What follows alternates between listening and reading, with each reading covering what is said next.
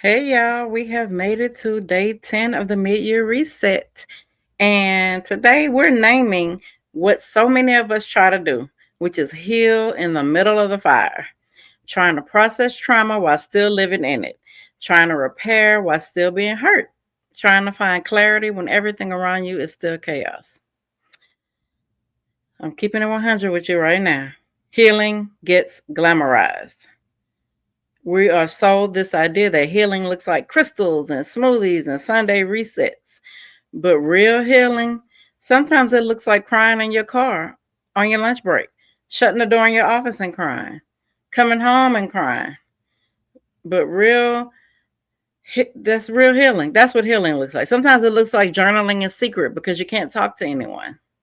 Sometimes it looks like survival, but with intention. Trauma researchers say healing requires three things: safety, space, and stability. And when you don't have that externally, you have to fight to build it internally.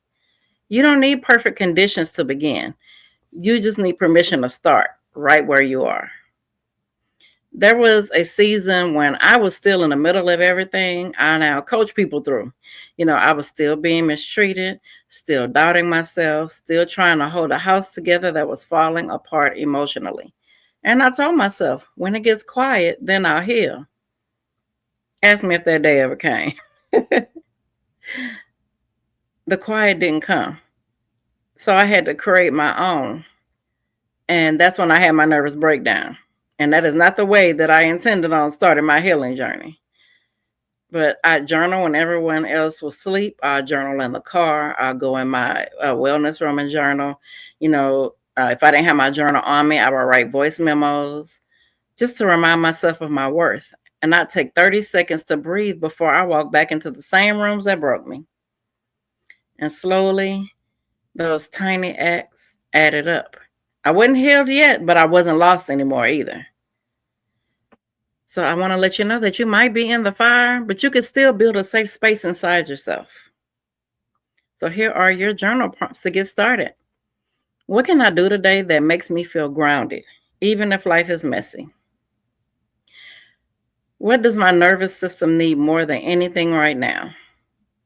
How can I honor my healing process without waiting for my circumstances to change first?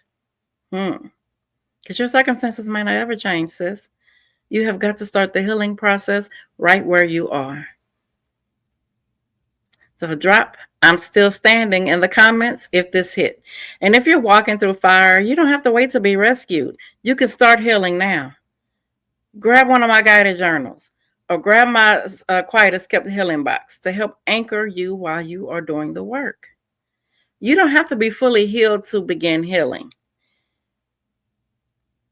You heard what I said?